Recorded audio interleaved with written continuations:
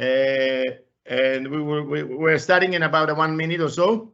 We're hoping everybody can join us. Okay, the webinar will start with some introductions, and then we have Slava, that's his nickname, I think, that he will give his presentations, and then we'll have questions and answers at the end. So I would like to say a few words, and then I will give the floor to Vagis from the Deputy Ministry of Tourism, and then Helena Ray from the UNEP, United Nations Environment Programme, and then we'll go to the presenter, and then after that we'll have the questions and answers. My name is Philippos Drushodis. I'm representing the Cyprus Sustainable Tourist Initiative, and we're working together with UNEP to organize this webinar, which is titled "We like to have a public consultation." It's an action roadmap towards more effective management of plastic waste in the sector of tourism in Cyprus, and that was a study done by the University of Surrey of UK by Slava, who will present the results of this study. We as CSTI, we working very intensively in the area of plastic and the area of management of plastics, and we have some currently we have projects on plastic. The biggest one is the Kibos Sun Sea plastic-free project that we're doing with the TUI Care Foundation, a foundation started by TUI, the biggest tour operator in the tourist industry, and we're also working with the IUCN, Plastic Waste Free Islands, and also worked with the BMED, Beyond Plastic of the Prince Alfred Foundation project. So we're very much engaged in promoting the reduction of single-use plastics and also addressing the big issue of plastic pollution in the Mediterranean, something that is very important for the tourist industry, because without a clean water, without clean beaches, I think the tourists might not want to come to Cyprus and might want to go somewhere else. I would like to introduce Vagis Loizidis, who is a colleague from the Deputy Ministry of Tourism, will say his welcome address. Vagis? We can't hear you, Vagis. Can you unmute you? Can you unmute, Vagis? Can you unmute? Can you try now? No, unmute.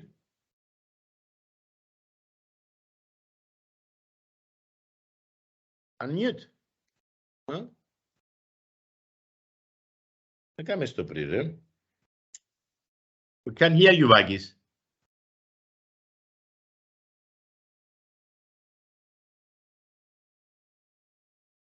We can't hear you. Vagis, can you unmute yourself? Unmute yourself. Κάμε το unmute.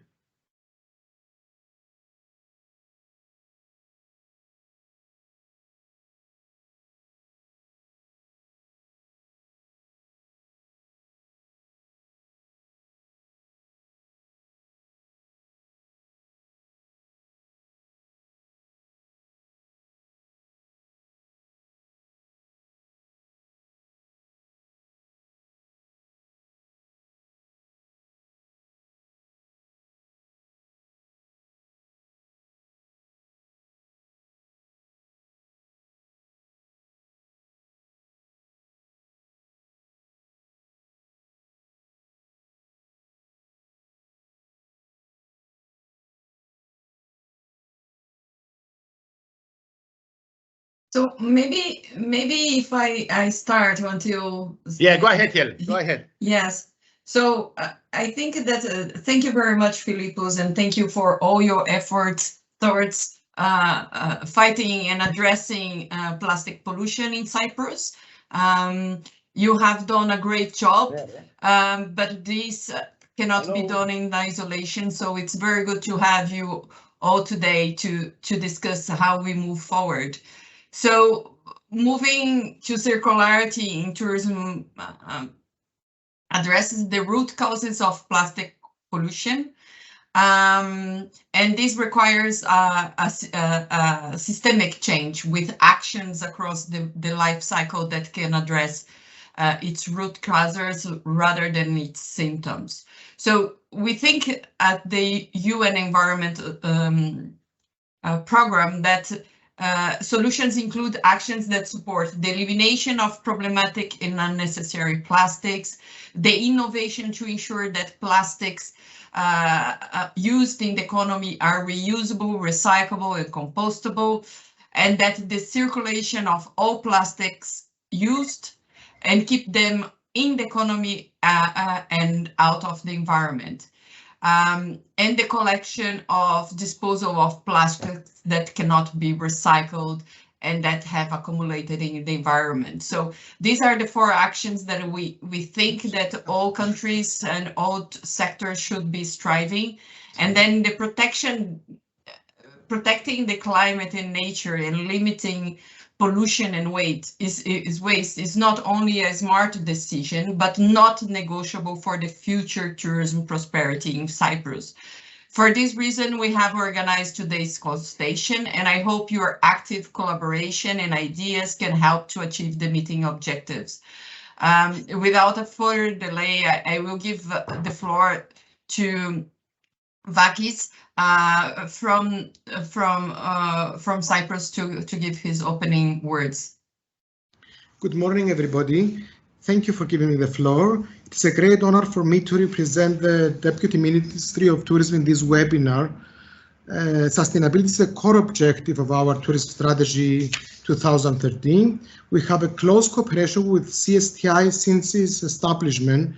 CSTI plays an important role in designing and implementing projects to initiate awareness and bringing tangible results for reducing pressure on the environment from tourist activities. What we consider very important is that they always have a follow-up and they feed us with the results of their projects. Plastic is the main source of litter in our beaches, which are considered as a unique selling proposition for Cyprus. 74 beaches have been awarded with blue flag. It is also important that the project emphasizes in building awareness among young generation. Many actions have as target group primary schools. We believe that the Plastic-Free Beaches program will have tangible results. As all actions are targeted and have measurable objectives, we already sponsored many activities of the project. The Deputy Minister was present in some events. Next year, we will sponsor local authorities for the placement of water coolers in public beaches in order to minimize the use of plastic bottles. I close my intervention by stressing that it is very important to build synergies among NGOs and other organizations which implement projects with similar objectives. Thank you very much for giving the floor. Many thanks, Vakis. I would like to mention here that I forgot to mention at the beginning that the webinar will be recorded and will be sent to you, and also the presentation by our friend will also be sent to you after the finish of the today's conference.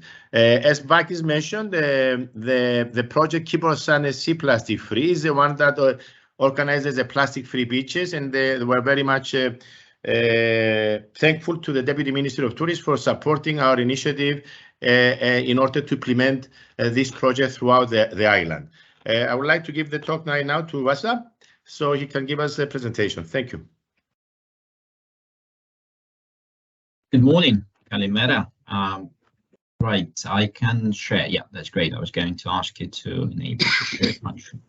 Right, can you see my screen? Can you see my slides?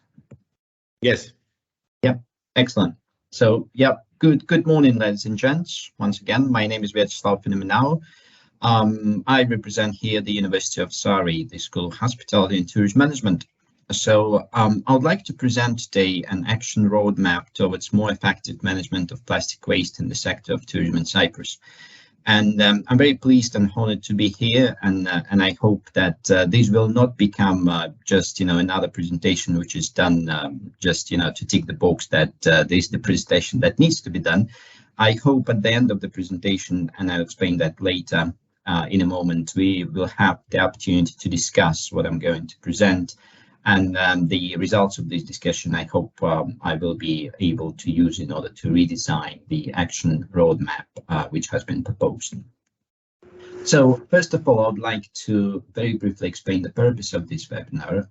So it's not only me who has been working on this project, it's actually a joint project between the United Nations Environment Programme and the University of Surrey. So in fact, the UNEP have commissioned this project. They have contacted us in order to work together on this important challenge. So the idea behind the project was to evaluate the current situation with plastic waste and how this plastic waste is being managed in the sector of tourism. And we have chosen Cyprus simply because it's a popular island destination in Europe. And the focus on island was deliberate because, well, islands are remote, islands have scarce resources, and therefore plastic waste management in islands is quite challenging. So in particular, Cyprus was chosen because, well, it's very popular with tourists. Prior to COVID, you had about 4 million of tourist arrivals, and apparently the forecast for 2022 suggests that there will be more than 2 million tourists, which demonstrates quite good recovery. So tourism is good, but at the same time, there are quite a lot of environmental externalities, and one of these externalities is plastic waste, and this is what we are going to speak about. So the project has set to establish a baseline in order to understand how much plastic waste is actually generated on the island of Cyprus. And the idea was to develop recommendations for more effective management of this plastic waste. And the result of these recommendations was, in fact, the action roadmap, which I'm going to present in a few moments. So I would like to say prior to that, it wasn't something that we have approached, from the new. When looking at the problem of plastic waste in Cyprus, we utilized the scientific methodology, which was developed by UNEP and the International Union for the Conservation of Nature. We thought the methodology would be appropriate because it's quite comprehensive in a way that it's based on life cycle considerations. What does this mean? This means that we were trying to assess the problem of plastic waste from the point when plastic would enter the island of Cyprus and up to the point where it would, hopefully, leave the island of Cyprus. So we looked at the data obtained from secondary sources publicly available, but also we conducted a number of stakeholder interviews with academics, with local representatives of municipalities, and also with restaurant managers, hotel managers, and tour operators. So what I would like to say is that when it comes to this methodology by UNEP and IUCN, the idea is that when we are trying to understand plastic waste, there are two major streams of activities which would need to be done. The first one is technical, which implies that the data would need to be collected, and the second one is the strategic stream.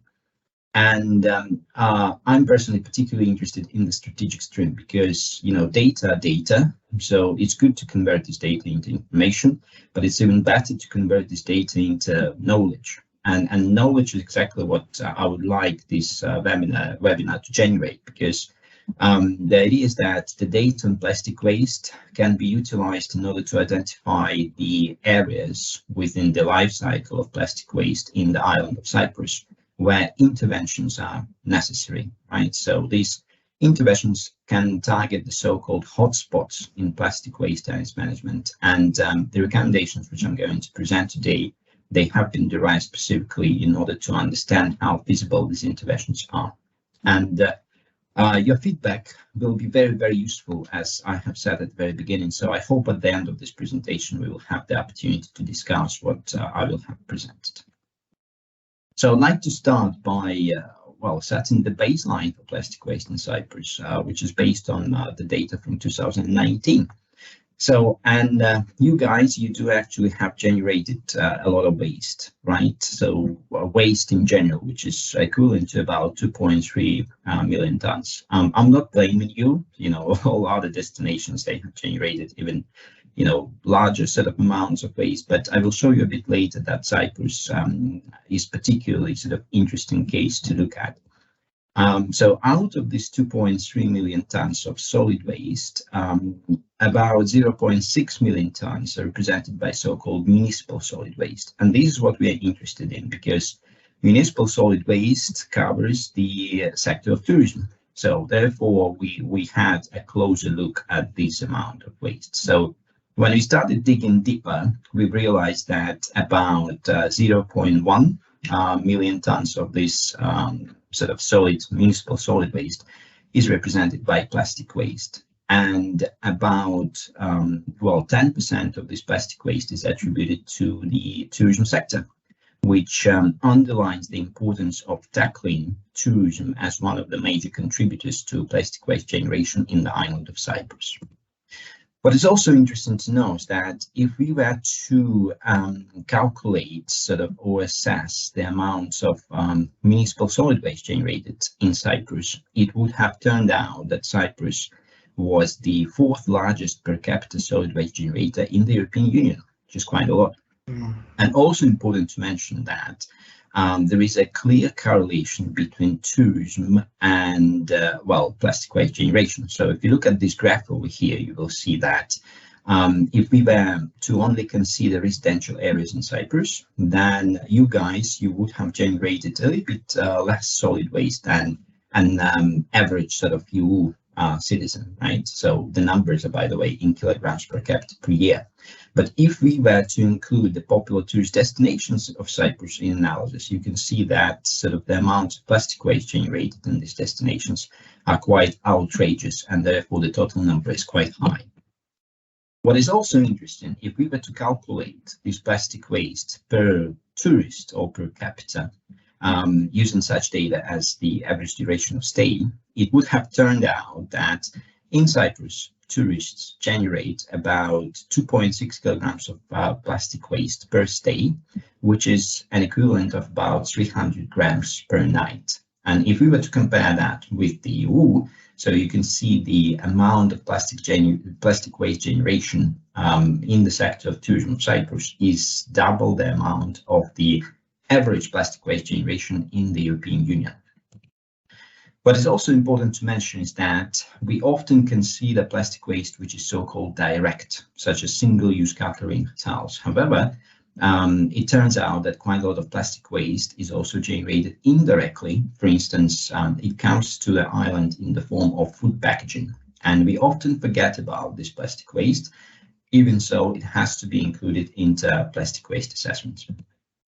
As a summary, some powerful figures to present. So if we were to look at how plastic waste is managed in Cyprus, we would have learned that about 20% of the municipal solid waste, which includes plastic waste in Cyprus, were either exported or untreated. Exported means this plastic waste goes to other countries such as Greece, China, and what happens to that plastic waste we don't really know. What is also important to know is that 20% of municipal solid waste in Cyprus is recycled, and it's actually quite a low number because the EU have set the standard of 90% of solid waste recyclability by 2035. So clearly, Cyprus needs to do something in order to meet this target, given that Cyprus is a member of the European Union. If we were to look specifically at plastic waste, we would have learned that about 30% of plastic waste in Cyprus is either recycled or value recovered. Yeah, it sounds like it's a big number, but in reality, again, at the European scale, it's quite a small number. Yeah, in the European Union, the target is at least 60%. So also important to remember that about 7% of plastic waste in Cyprus is mismanaged. What does it mean? It goes to illegal landfills or it leaks to the environment. And actually, if we were to look at this environmental leakage, it would have turned out that about, well, 1% of all plastic waste in Cyprus goes to waterways, which is quite a lot. It sounds like it's not that much, but in reality, it's a lot. And finally, about 10% of this plastic waste, which leaks to waterways in Cyprus, is attributed to tourism, which again underlines the fact that tourism represents the key sector which needs to be targeted in order to design intervention measures to reduce plastic waste pollution. So the result of our analysis has enabled us to produce what we call the plastics hotspot assessment. So if you look at the left, you can see that there are major life cycle stages such as source, transportation 1, which means that so the plastic waste comes from the source to the point of consumption, such as a hotel or a restaurant or a beach in general. Then we are looking at the use stage. Then we are looking at the transportation 2 stage, which implies that whatever plastic waste is generated in a hotel then needs to be delivered to either a landfill or ideally to a recycling facility. And the final stage is the so-called end-of-life stage. You can also look at the color coding here. And obviously, the red color implies that these are problematic areas within the life cycle of plastic waste in the island of Cyprus. So you can see that at the level of source and in the stage of source, so we have assessed the criticality of plastic waste as a challenge for the island as being yellow. Yeah, so there are some issues, but the issues are not critical in a way that they do not require urgent solutions. They need to be solved sooner or later, but sort of the focus needs to be given to some other issues. And these issues can be found actually in the stage of use. So it's attributed predominantly to consumers, which is tourists. They lack pro-environmental awareness. They do not behave in a way that sort of plastic waste goes to dedicated bins, and at the same time they litter quite a lot, so they produce quite a lot of leakage to the environment. And another critical area which needs to be considered is the end-of-life stage of plastic waste, and here in particular we need to be concerned with landfilling, because quite a lot of plastic waste goes to landfills, and there are only 3 landfills in Cyprus, and the EU requires that these landfills would need to be closed down as quickly as possible. Quite a lot of plastic waste remains uncollected. It goes to illegal dump sites, and also sort of the problem is emphasized by tourists who contribute to littering. So, and what I'm going to do, I'm going to go through all the stages one by one, sort of highlighting the key issues within each particular stage, and then sort of proposing some potential solutions, drawing on good business practices. So the first one is the stage of the source, and the key problem is the so-called unsuitable plastics here. What does this mean? This means that this indirect plastic waste, which comes to the island of Cyprus in the form of food packaging, for instance, does not have appropriate labeling. The label does not specify if the packaging is recyclable or non-recyclable. What does this mean? This means that at the end, sort of, we don't really know what to do with this packaging in the end of its life cycle.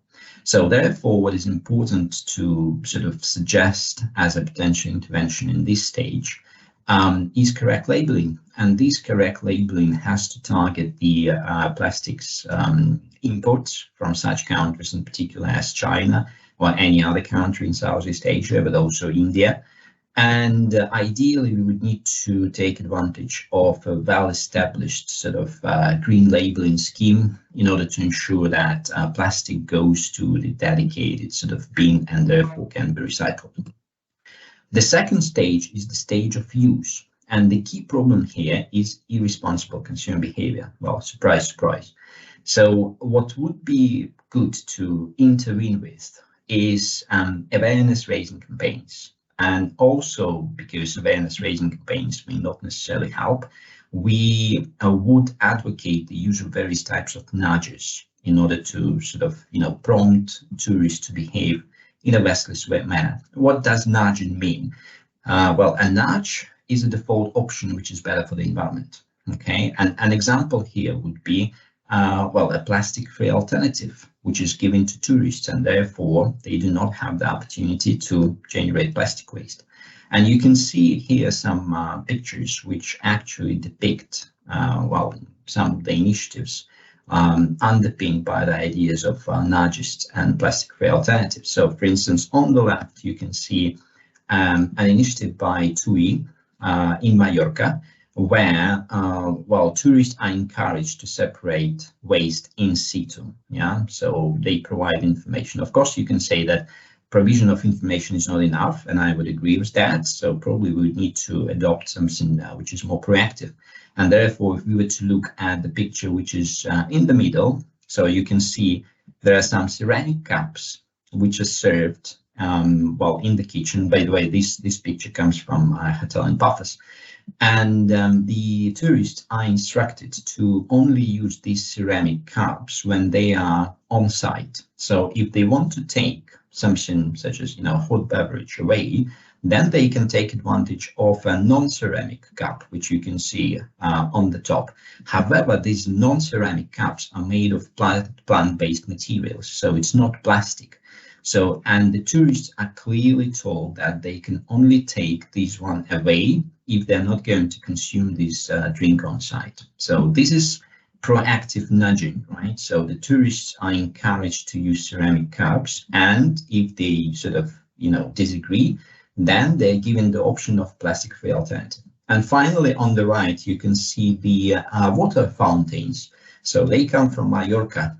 And again, the idea here is that tourists come with reusable bottles, and instead of buying, bottled water, they can refill these bottles and therefore reduce the amount of plastic waste generated.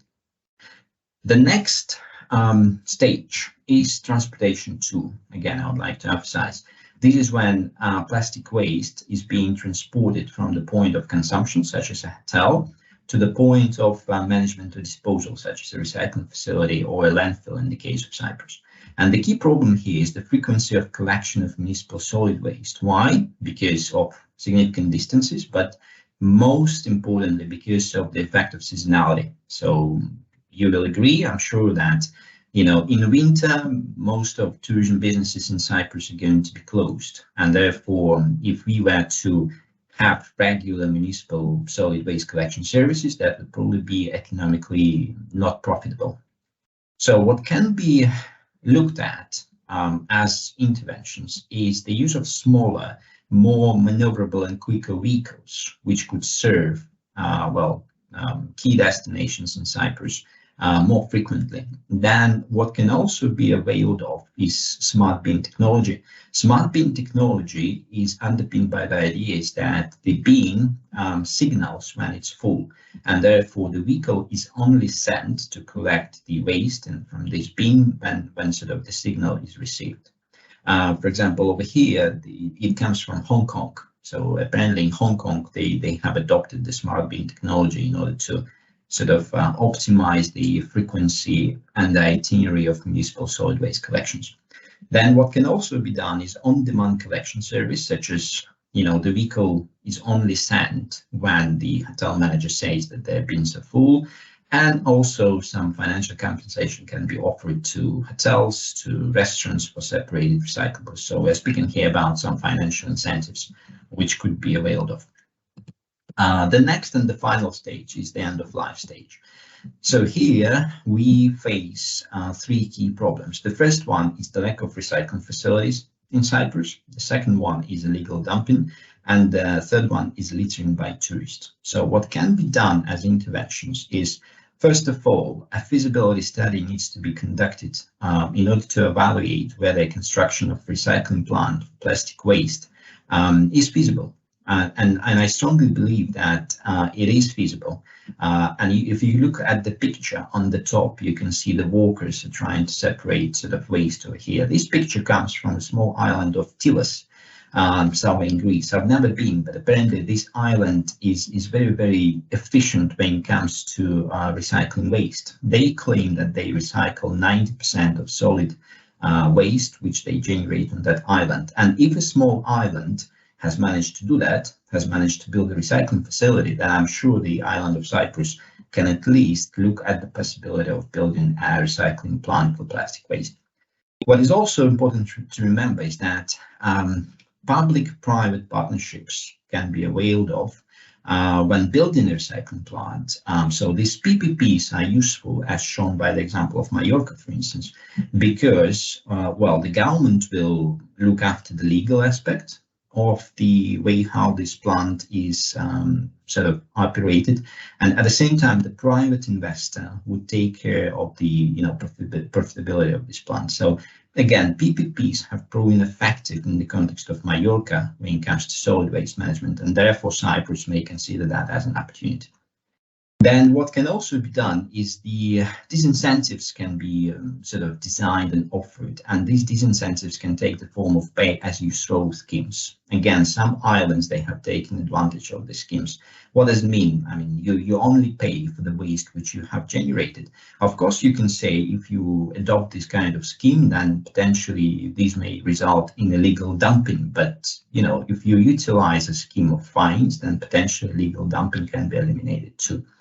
And finally, to rectify the problem of littering, then creative approaches such as arts installations can be utilized in order to raise awareness. And if you look at the remaining two pictures over here, the first one on the top, you can probably recognize that it was taken in Paphos, and I think it's great because it's a fish, which means, you know, when tourists see a fish, they understand that plastic waste, well, kills the fish. And also you can see that, you know, there is some waste already in there, which means that tourists are encouraged to put more waste.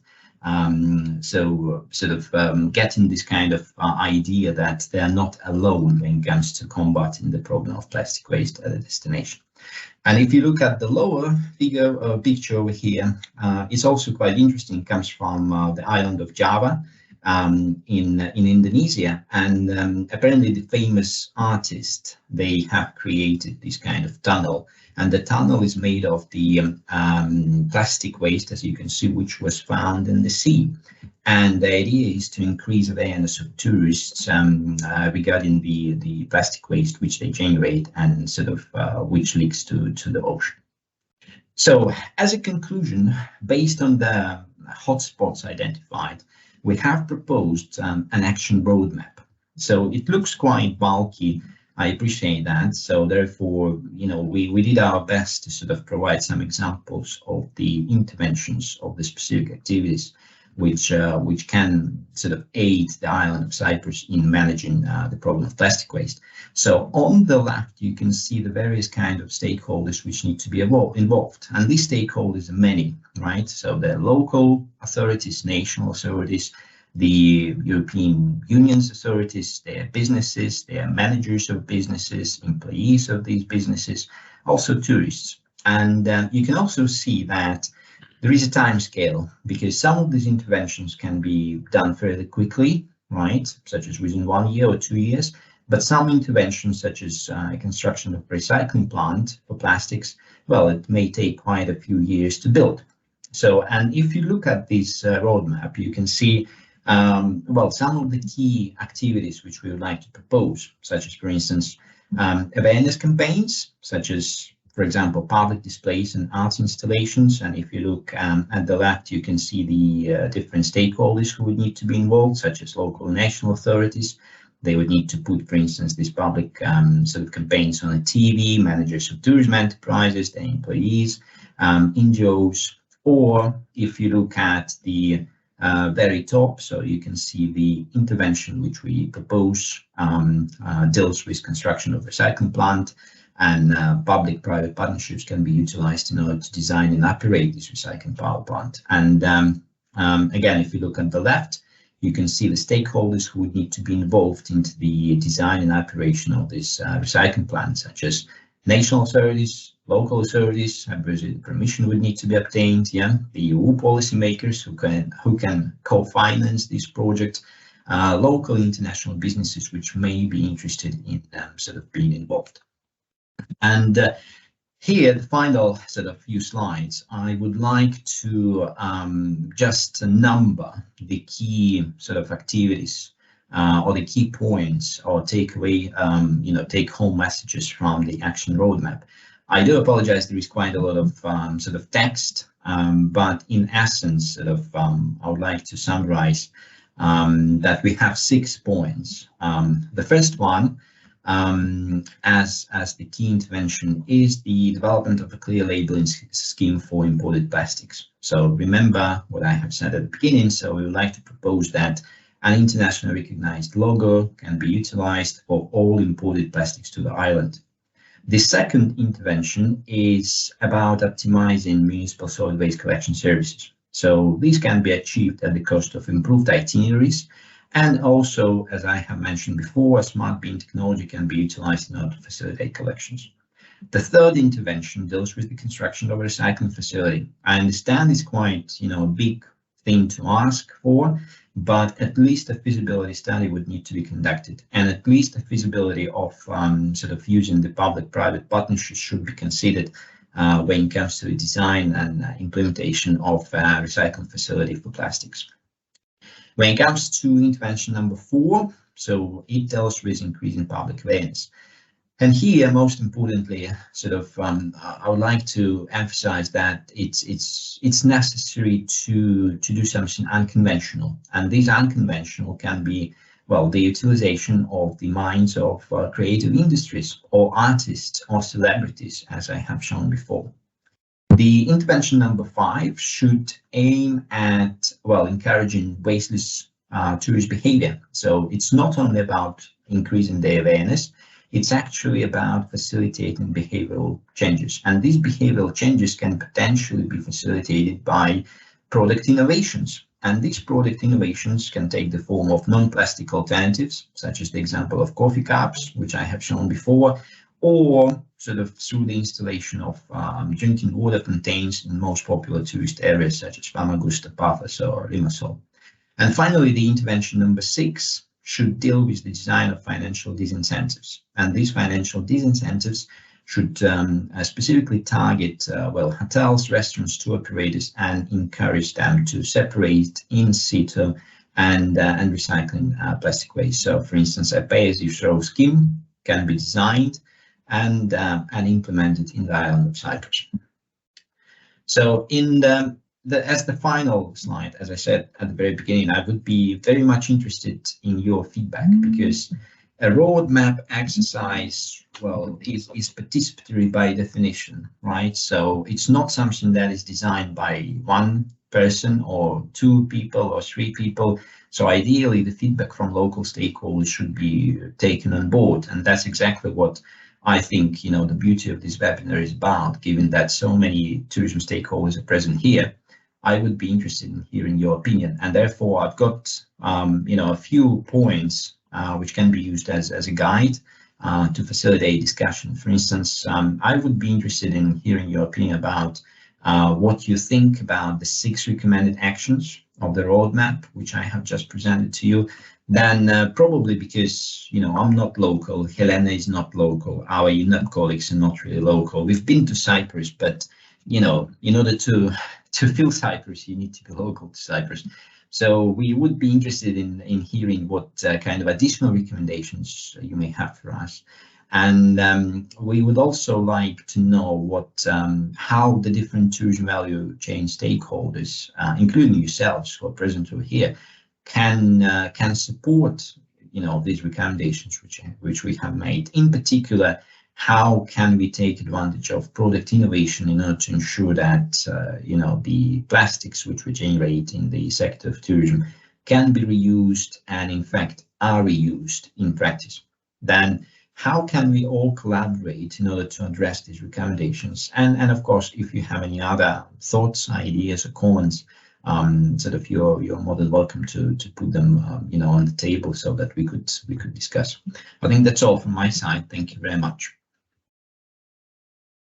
Thank you very much, Professor. It was very informative presentation. What I would like to say is that some of the suggestions are happening. Some of the suggestions they are implemented through our projects, our projects or other people's projects.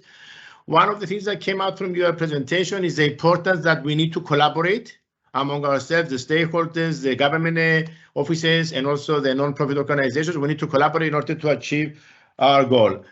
2 comments before I open the floor to the rest of the people. Is one of the things that when you mean tourists, you have to include the domestic tourists in Cyprus, because there is a lot of domestic tourists in Cyprus, or the locals, because when we are on holidays, we contribute towards the plastic pollution, and we will contribute towards a positive change. We want these people to get involved.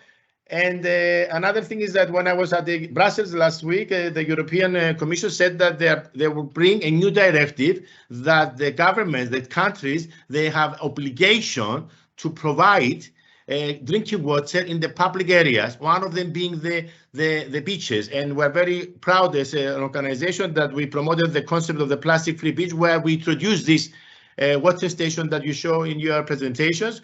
And also Panayota from the Keyboard Sea Plastic Free can say some of the things that are happening in relation to your presentation about your recommendations as well about how to address the big issue of plastic pollution. And the floor is open to everybody. I think Panayota can open the microphones to the people, and you can to say where are you from and what you represent. Introduce yourself in other ways before you address the question, and you can address the question to the professor or to the Helena from the UNEP or to us or to the Deputy Ministry of Tourism if you want. Thank you. Panayota, you want to say a few words about? Thank you. I suggest to give the floor to our participants, and then I will say a few words at the end. Okay. So I can see that Antia Papageorgiou raised and want to say something.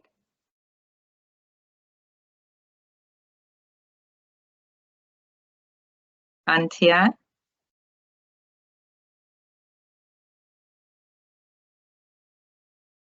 Sorry, I think that was a mistake, but I don't know how I raised my hand. But I have a couple of issues actually to ask. First of all, I totally agree with Philippos. We have to make it clear that tourists are not just foreigners.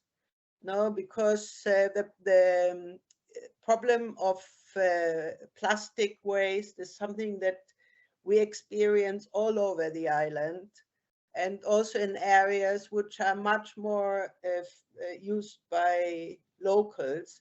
You know, I'm a regular beach cleaner, so I have an almost daily experience of what plastic means, especially along our coastlines.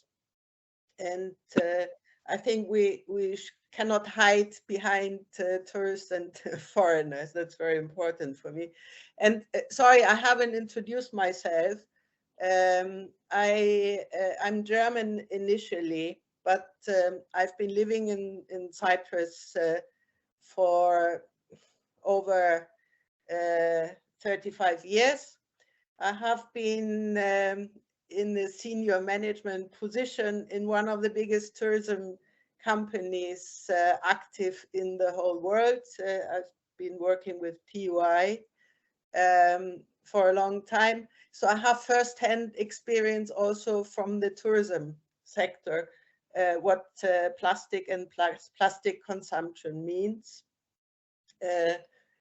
With regard to how to create a roadmap, I very much agree with what you're saying as point one, because I think that the most important factor is that we need to avoid the consumption of or the production of too much plastic waste. So the labeling definitely should be the number one. I'm a little bit surprised, I have to say, that there's not more regulation from the side of the European Union.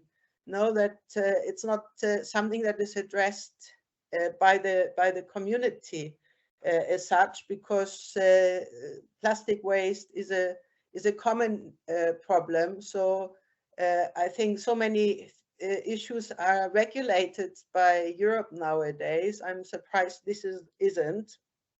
And as another very effective instrument to address the plastic issue, I think would be the involvement of the citizens, of the people living on the island, in terms of all the public decision making. I think we have to learn and understand and believe this is also an issue that is very much addressed both on European level, but also on the side of the United Nations, that we need to create more active citizenship. We need to create more involvement. So this will make people feel much more engaged and responsible themselves. And if we can implement this, I believe that, you know, then we don't need the authorities to keep cleaning after the citizens, but they would avoid littering in the first place. Thank you very much. Does anybody wants to say something? Professor? No, I fully agree. Thank you very much for the feedback. I think, you know, the problem is not plastic waste. The problem is people, right? So plastic waste is not being produced for the sake of being produced. Plastic waste is produced because somebody consumes that. And if we make consumption more responsible, more sustainable, I think that would be the key to the majority of problems. Yeah, I would like just to say, I forgot to mention that, you know, there's 6 recommendations which we have mentioned. So we did not mention them in the order of priority, sort of, because it was quite difficult to prioritize them. You know, I mean, for me personally, I think, yeah, it's behavior. Behavioral change is very important, but behavioral change is not something that we can, you know, achieve very, very quickly. But yeah, I fully agree with the point which you have made. Thank you. Okay, in order to behavior, one of our projects focus on education, so it's very, very important. Okay, I would like to give the word to Vagis. You want to say something before I give the word to Dimitra Orthodoxou? Vagis? CSTI is not the only NGO who is involved in such activities, but we don't have a mechanism that we need to build the mechanisms that will enable us to have data for the results of the effort on a national level. So I don't know whether the Department of Environment can build such a mechanism that the NGOs will have to report their results, so we have a clear picture of what we achieve at the end of the day. Okay, we have some people from the Department of the Environment, and okay. Let me just go. I have some people here I would like to talk. Okay, let's go to Dimitra Orthodoxou to say her question. Then we'll get back to you, Helen. Dimitra? Yep, good morning. I'm Dimitra Orthodoxou. I represent Active Project and Research Center. We're an NGO dealing with sustainability and environmental issues on the island. First of all, I wanted to say thank you for the presentation. It was very interesting to see. I do have some questions or comments rather, and I'm glad that there's some people from the Department of Environment, because one of the questions I had was with regards to the pay-as-you-throw scheme. If I'm not mistaken, there are plans to implement an island-wide pay-as-you-throw scheme. I don't know if it's next year or the year after that, and I'm not sure how the hospitality sector will be impacted or if there are specific provisions for that. So that would be something that it would be useful to clarify. I did have some concerns about the recommendations on labeling and the use of compostable plastics, and mostly because of as I'm sure you're aware, just last week, the European Commission published a proposal on a revised packaging and packaging waste regulation, which will apply throughout the member states. And that effectively bans most types of compostable packaging. And also set some very clear or ambitious, I would say, but specific requirements for labeling, which will hopefully help clarify some of the issues about what is recycled and actually recycled, not potentially recyclable. So I think those are issues that need to be taken into account to avoid having extra burden on businesses that import, for example, products in packaging that then they have to print specific labels that then after a few years they become obsolete because there's a European scheme. And the other thing I wanted to say, again, that relates to this proposal, but also to the specific situation in Cyprus as well, is the potential use of the deposit refund schemes that could eliminate some of these issues and maybe even eliminate the need for a recycling plant in Cyprus. And that's something that will become mandatory for all EU member states according to this proposed regulation. So I think that's something that should be discussed perhaps with the relevant bodies in Cyprus and taken into account in the action plan. And I did have a question. I was just wondering whether there will be opportunity to share this with other colleagues within our organizations, this proposed action plan, and then come back with some more constructive comments perhaps, because obviously certain people have certain expertise. That would be nice to see. The presentation will be shared.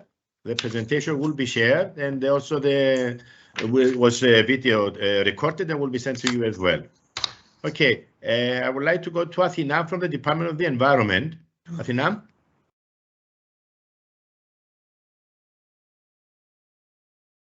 Athina? Okay, Helen, you want to add something? Helen, until Athina comes. Helen? I'm here. Good morning. Okay. Go ahead, Athina. Okay, good morning to everybody. I'm Athina Papanastasiou from the Cyprus Department of Environment. I saw the presentation on the action plan, and some of the measures you mentioned are recorded in our National Waste Prevention Program for 2022 till 2028. Tomorrow morning we have our public hearing on the National Waste Prevention Program. Also, the tourism sector and the plastic sector are two of the main priorities of the program. So we can adjust the program in our needs. So I invite everyone who can attend tomorrow the public hearing and to set what they think about the program. The program is in our website of the Department of Environment. I could also send you the link or the program if you like, but it's in Greek. But we would like to hear from the NGOs and other interesting parties what their thoughts. Lots of the things that we hear today are in the measures in the program, the pay-as-you-throw schemes, the labeling, the water prevention, the watering for the plastic prevention, Philippos mentioned, and some more measures. So when I get the email with the presentation, I could adjust some of the measures, and also you are all invited tomorrow in our public hearing. Thank you, Athina. We're planning to be there tomorrow. Yeah, I know. Well. Okay. Okay. Let's see, Helena, you want to add something on the previous comments? Yeah, no, I just wanted to say, because Vakis was mentioning about monitoring the data. And I think that we have a clear support from the United Nations Environment Program, which is the Global Tourism Plastics Initiative, where STI is already one of our most active members in the Mediterranean region. CSTI. So, CSTI, yes. And the idea is that we can support, we have already the methodology for measuring and reporting and plastic volumes, and that can be also be provided to decision makers, to the Ministry of Environment.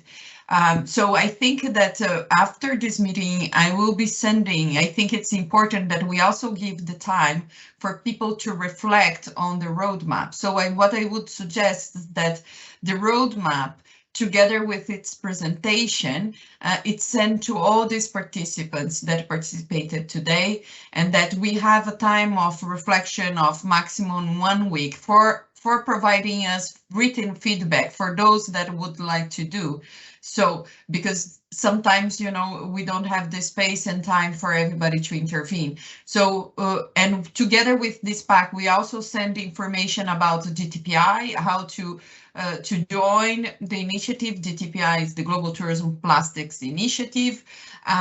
So if people want to join, we also provide technical assistance to businesses and to destinations for them to drive towards a more circular use of plastics in tourism. Over. Thank you, Helen, for the very interesting intervention. Olga, would you like to take the floor? Olga? Hello, can you hear me? Yes. Okay. Go ahead.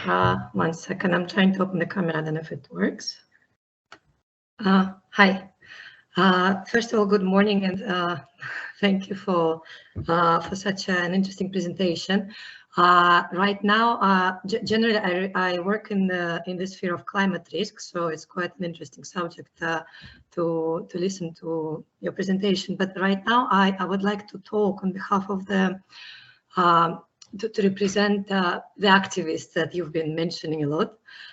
It's been 10 years that I've been cooperating with Rotary Cyprus, and also it's been already 2 years that I'm actively participating in Save Your Hood initiative. It's an initiative in Cyprus of people who are trying to unite into teams and fight plastic waste on the beaches around. That's how I'm Papa here as well. Basically, what I wanted to add is, first of all, your point. So I have experience of trying to communicate with a big number of people about the plastic waste. Where I live in Aglanja, and when the Pay As You Throw initiative actually scheme has started, I have created a group, an online group of Aglanja Recycling. Where we were trying to share problems, ideas, to encourage people, to encourage our neighbors to recycle better, not to throw things around, and to find out the cause of the pollution in the parks and different areas. And the problem which I met, this is to add to your points, is the lack of trust among the people in Cyprus in general, because every time when we were publishing different research or suggestions, or look, this is how this has to be recycled, this plastic waste is not recyclable, sort it better, covering different themes, the first comment which was coming from all the neighbors and everyone else is that we don't believe you, we don't believe in Green Dot, we don't know where they export the things that they're collecting, and this is a very big resistance, which we still feel, which I still feel when I try to post different informational materials or share Green Dot Cyprus materials in the group. So yes, I wanted to make an accent on the lack of transparency. It has to be more transparent. What happens to the waste streams, how they're recycled, which countries they're exported to, and what happens to them afterwards. If we want to involve more people who live here, the local population. I've lived in Cyprus for 15 years, so I can already communicate in Greek as well. And we have these discussions with neighbors and people involved. Second of all, second point I wanted to add is, yes, in Cyprus, the plastic, not all plastic is recyclable. It's on the number, they collect number 1245. And people, again, find it very difficult. They don't want to bother. People who work from the morning until the evening, have families, have their problems. They don't want to bother. There is, again, resistance with trying to learn what has to be recyclable, how it has to be recyclable, which number is recyclable, what number is not recyclable. Third point is, originally I'm from Russia. I've been to Cyprus for 15 years, but I still follow some Russian and Ukrainian communities. And since I don't want to involve the recent situation between Russia and Ukraine, but as you all know, the quantity of people since last year who arrived to Cyprus for permanent visas or for long-term tourist visas from Russia and from Ukraine, it's probably a few million. You know better, of course, but the quantity of people in the groups has increased. And all of those people, a lot of them, they don't speak English, they don't know Greek language. And they do not know the rules of recycling, which we have in Cyprus here. I see in the forums of Russians and Ukrainians a lot of discussions, and they don't understand what's happening, why they have to do it, what they have to do. This is just, I wanted to add from, yes, as a representative of this community, which is a big number, especially in Limassol. They want to help. They're very happy when you talk to them, when you explain to them about recycling, about the different things. But there is a very low information level. Very little things reach them. And this is another target group for you probably, because they're tourists. They came on the tourist visa and they're on temporary stay here. That's it for now. Thank you very much. On the what you mentioned about the, sorry, go ahead, Felipe.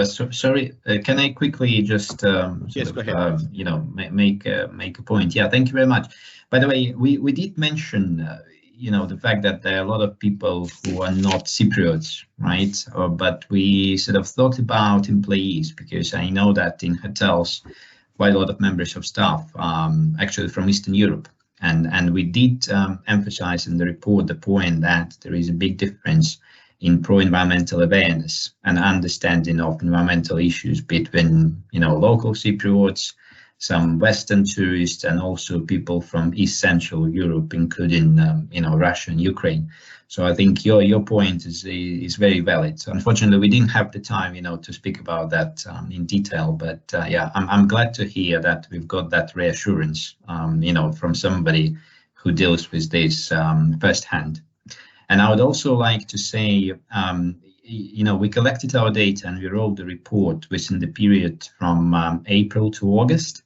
So I'm very pleased to hear that actually many actions which we have proposed are now going to be dealt with. So this means that our sort of, thoughts and minds are aligned. So, you mentioned the pay-as-you-throw scheme and also labeling. So we were not aware of this. We did know that there would be a new sort of, strategy coming in, but there was no information at the time when we were doing this kind of research. So I'm very, very pleased to hear that actually what we are proposing is very much in line with what you guys are going to do. Thank you.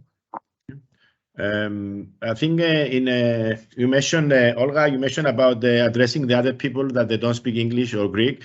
And Yes. Maybe we should consider it in our project, where we're supposed to reach so many people living in Cyprus and also tourists, and maybe we will consider it to see how we can translate something. Maybe we can help us. We can translate some of the information in your language. Therefore, we can reach these people.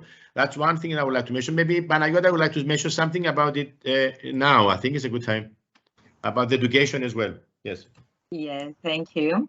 Thank you for the great presentation. My name is Panagiotis Kotsofta. I'm the project manager of the project Keep Our Sand and Sea Plastic Free, which is an initiative of Turkey Foundation in partnership with CSTI, with the aim to cut the consumption of single-use plastic in the hotel industry, so less plastic enter in the waste stream. This project started in June of 2019 as a pilot project in Famagusta region, and in the first phase we managed to have more than 100 partners, local partners, hotel and restaurant that join effort with the project and implement actions to reduce the use of single-use plastic in their business. It was a really challenge period for us and due to pandemic, but finally we managed to have inspiring results, and a lot of single-use plastic. We avoid a lot of big amount of single-use plastic, and that's why from last June, the project is expanding the rest coastal line of Cyprus in Larnaca, Limassol and Paphos. And during those periods, we have a lot of educational activities with children, with primary school, especially primary school and elementary schools. And what I realize is that the young generation, the children want to be part of the solution.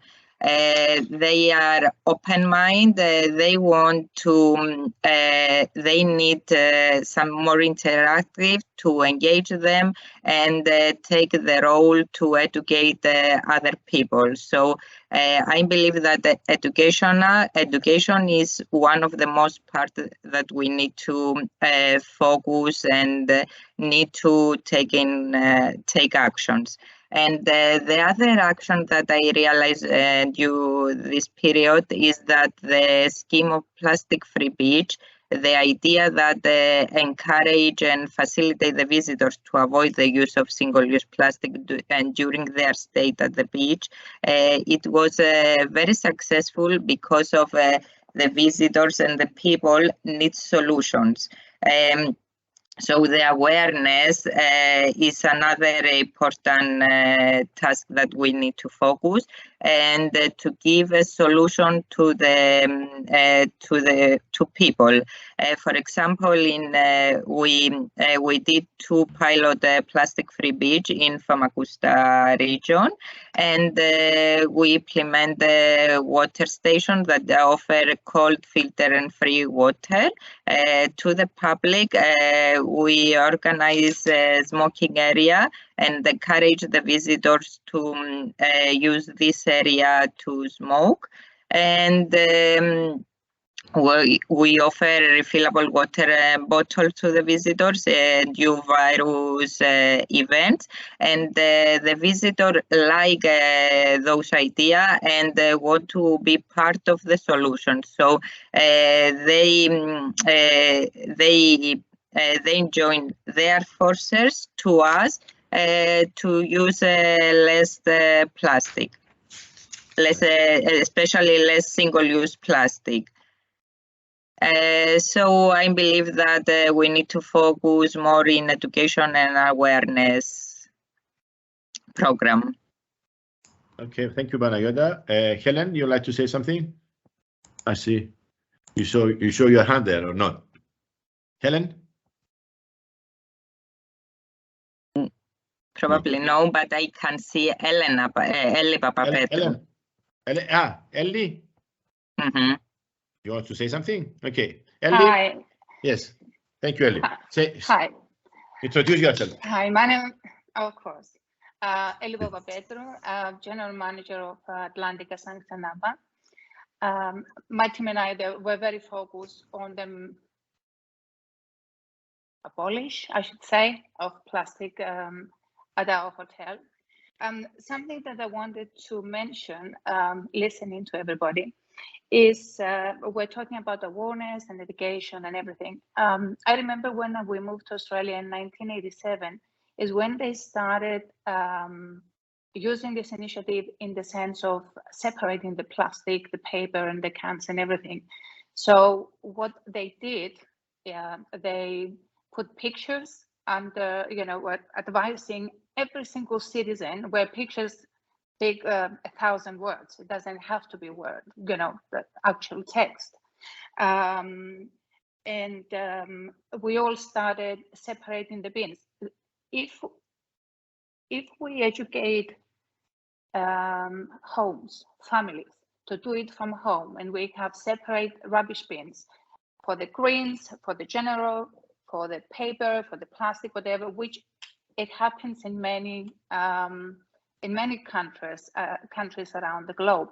I think this will be transferred to protect the public areas as well. Focusing on the public areas and not to do it from home is a half job for me. It has to start from home, to start separating from home, and then becomes a habit to, not to throw the plastic wherever they want.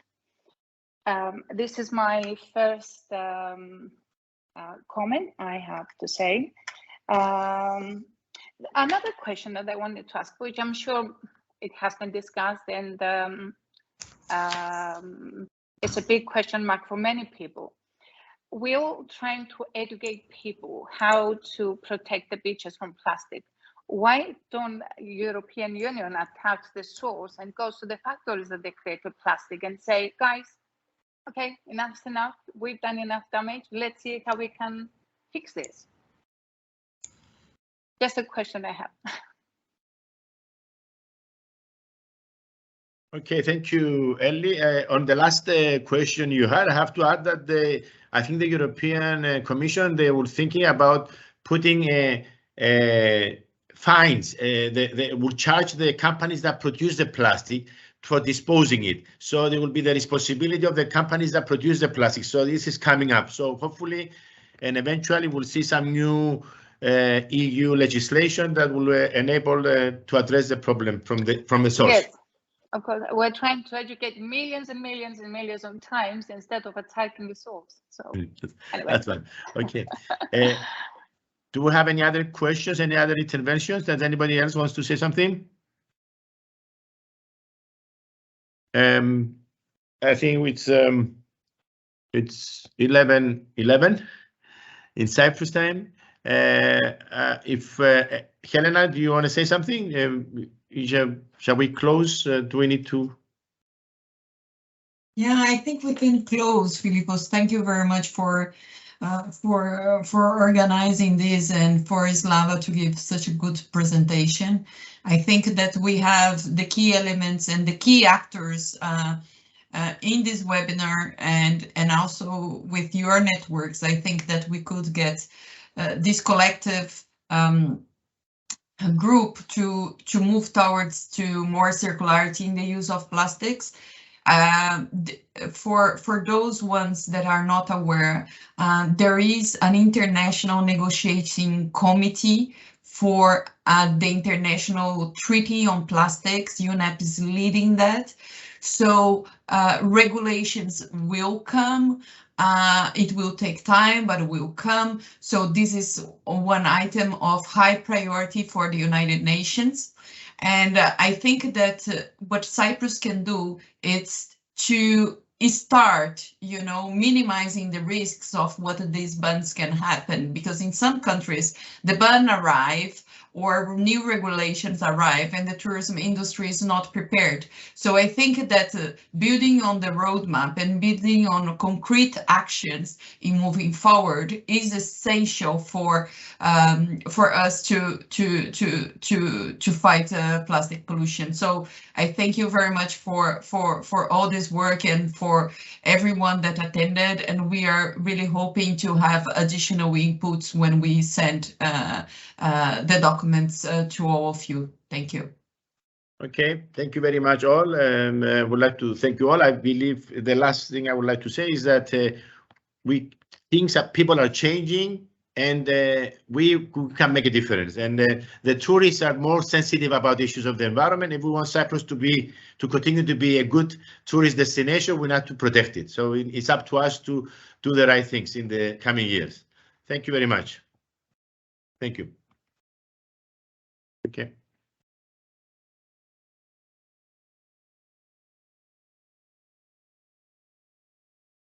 Bye-bye.